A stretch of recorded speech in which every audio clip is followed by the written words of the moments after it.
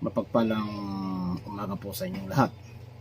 Sa muli po, ako po si Maestro Alas na magbabahagi sa inyo ng mga kakaibang uri patungkol sa kalihiman ng karunungan at masasabi nating mga matataas na antas dahil marami ang tuturo sa karunungang lihim, ngunit halos lahat yan ay gaya-gaya lang at galing lang din sa kanilang mga nababasa at pinupulot nila sa mga post ng ibang nilang mga kasama at kaibigan.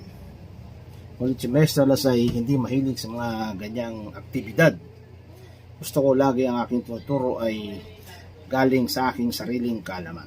Yan po ang aming pagkakaiba. Tutuloy na po tayo. Ang aking ibabahagi ngayon ay patungkol sa pagbukas ng mga orasyon o panawag ng ating mga gabay, panawag ng mga espiritu at kung paano sila utusan. Dahil marami dyan ang nagsasabi na meron silang gabay. Paano natin masasabing meron tayong gabay kung hindi naman natin sila alam tawagin at alam utusan? Maaring masasabi natin yan ay isang guni-guni lamang. Dahil maraming antingerong nagsasabi na matagal na silang antingerong, ngunit laging sinasabi na pwede bang magpaura ng aking gamit. Alisin po natin yung mga ganyang sistema na mga paura-paura. Dahil sa hindi po nakakaalam na pag mahilig po kayo sa paura, maaari po na ang inyong mga taglay ay mahigupan ng taglay ng mga karga sa kanilang mga gamit. Dahil may mga antingero na pag tinignan ng inyong gamit ay nahihigupan ito ng karga. Lalo na kung sila ay pagod. Pag yan ay kanilang natingnan, pinatingnan sila ay pagod, higupin po niya ng aura upang sila ay magkaroon ng kalakasan sa katawan. Kaya iwasan po natin yung mga paura. Susunod, paano nga ba ang pagbakod o pangbukas? Yan po ay isang uri ng orasyon upang ang mga pangbukas ng mga orasyon ay gamitin upang ang tinatawag na kapangyarihan ay gumana sa atin. Kasama na po dyan ang 6am Pergumpam, Abimus Terumpasis. Marami pong gumagamit yan ng mga antingero. At ito ay masasabi nating mataas na uri na pambagot at pambukas. Ang 6am po ay pangbukas at ang Pergumpam ay pangsara. Ngunit pag pinagsama-sama natin po yan, 6am Pergumpam, Abimus Triumpasis, yan po ay nagiging pangbakod at pangbukas. Ngayon, dadako na po tayo sa pagtawag ng espiritu. Ang mga espiritu po ay nagiging gabay ng isang tao. Maaari pong tayong samahan yan sa habang panahon, habang tayo ay nabubuhay, kung tayo ay marunong mag-utos dito. Kaya ang aking ituturo sa inyo ay kung paano sila tawagin at kung paano sila utusan. Dahil kung meron kang gabay at hindi mo naman kayang tawagin at hindi mo sila kayang utusan na ikaw ay gabayan, ingatan at ipagtanggol, useless po yan. Kaya po merong mga antingero na sobra namang manalangin, taimtim manalangin. Pagdating ng kombate, pisikal at espiritual, sila po ay nadidisgrasya dahil yan po, di po nila alam gamitin ang susi na upang ito ay utusan at sila ay pagtanggol. Yan po ang kanilang kakulangan. Kaya po ibabahagi ko po ito sa inyo upang maging kapakipanabang. Dahil sayang naman po na debosyon kayo ng debosyon, araw-araw kayong nagdadasal, nag-uukol ng panahon, ngunit nauuwi po sa wala. Kaya po narapat ko na ibahagi po ito sa inyo. Paano po ba ang pagtawag sa espiritong gabay? Ganito po.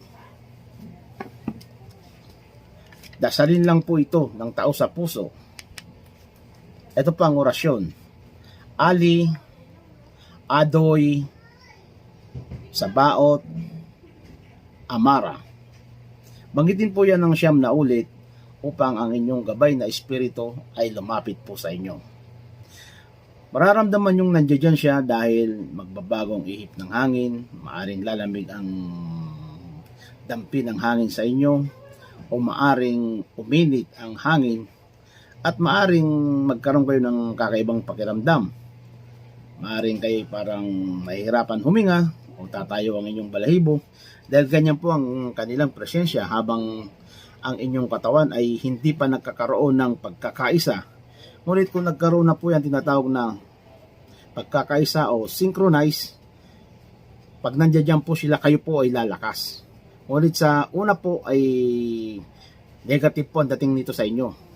Ngunit habang tumatagal, pag tinawag nyo sila, kayo po ay lalakas, pupulangin yung mata, at mararamdaman nyo titigas ang inyong buong katawan at magkakaroon kayo ng kakaibang enerhiya. At bukod sa lahat ay tiwala sa sarili. Ganyan po ang simpleng pagtawag. Ali, Adoy, Sabaot, Amara. Ganyan po, 9 na ulit po. Ngayon pag natawag nyo na po sila at nandiyan sila, utusan nyo sila kung ano yung nais.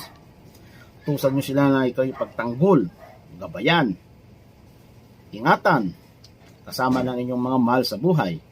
At ang inyong mga talisman ay kargahan ang mga aura upang ito maging kapaki-pakinabang. Ganyan po. Ngayon, paano naman ang pag-utos? Dahil ito po hindi naman po tatalima kung hindi naman ninyo alam ang mga susi para sila iutusan. Kaya po nag-vlog ako nito upang kayo ay gabayan at turuan. Ngayon nabanggit ko na kung paano pagtawag. Susunod natin ang orasyon sa pag-utos ng ating mga gabay. Ganito po. Ito po ang orasyon para sila ay mautusan. Krus, Krishne, Saibami, Egusum, Paktum, Etchum, Etchim. Ganyan po. Banggitin po natin yan ng 9 na ulit din.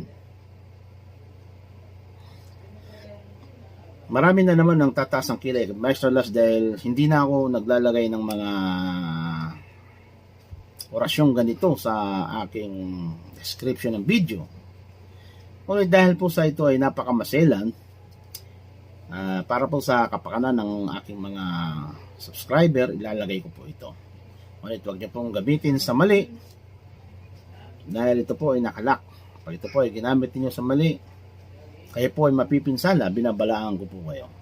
Kaya po sinasabi ko ito para po sa inyong kapakanan at kabutihan, at iwasang gamitin sa kasamaan at pangsarili, dahil wala po yung mabuti sa inyo. Ano po? Ayun po, pag sila po ay nautusan nyo na, kayo po ay magpasalamat at magpapuri. Paano sila papurihan? Tulad po ng pagpapakain, pag-aalay ng mga orasyon. Banggitin nyo po yung mga orasyon pang araw-araw. Yan po ang kanilang pagkain. Pag natapos po yan, isara nyo po ang inyong mga orasyon. Kasama na po dyan ang manak, anak, na laging tinuturo ng mga astralas, at ang iki-prelibricum. Ang iki-prelibricum po ay pangsara. At maaari din po gamitin pangbukas. Ngunit ito po ay iki-prelibrium. Iki-prelibrium pangbukas, iki-prelibricum pangsara. Ganyan po. Marami po ang nalilito niya, nababasa nila dahil, ewan ko ba, sakit siguro ng mga tingero ang manguha ng mga anting. Ang iba nga dyan, mga bata pa, maestro na, at sa hindi inaasahan ay naging manggagamot. Marami po akong nakikitang nanggagamot sa mga video, ako po inaawa sa pasyente. Dahil mistula po itong tinotorture. Nakikita ko na mananalangin, tatawag, at biglang uhuliin ang parte ng katawan. Minsan daliri, minsan ang pinakamaliit na parte ng daliri sa paa, at kanila po itong iniipit. At ang pasyente ay halos maluwa sa sakit. At sasabihin, sino ka? Magpakilala ka. Kinalulungkot ko po, hindi po ganyan ang panggamot. Yan po ay isang uri ng pang-torture. Ang tao pong nasasaktan, kahit anong sabihin mo ay susundin. Kahit aminin niya pang siya pa pumatay kayo si Rizal, gagawin niya, tigilan niya lang siya. Kaya po mga kapatid ng mga gamot, hindi po ganyan ang tamang panggamot. Iwasan po natin yan. Pananagutan po natin yan sa taas pagdating ng araw. Mag-aral po kayo, hindi yung pang sarili nyo lang na nakikita nyo sa mga iba na ganyan ang panggagamot. Hindi po ganyan. Ang mabisang panggagamot, buksan nyo po ang inyong third eye. Pag nabuksan nyo po ang inyong third eye, saka po kayo manggamot. Taas nyo po ang inyong aura, hindi po mang torture ng tao. Sa muli po, pinuputol ko po rito ang aking pagtuturo. Kung kayo po ay nalugod, mag-subscribe po kayo. Bahagi nyo ang mga karunang binabahagi ng Maestro Las at tumayo kayo sa Espiritu at katotohanan. Sa muli po, ito po si Maestro Las. Sasabing mabalos po, pagpalain po tayo nawa ng mahal na Diyos habang tayo ay nabubuhay.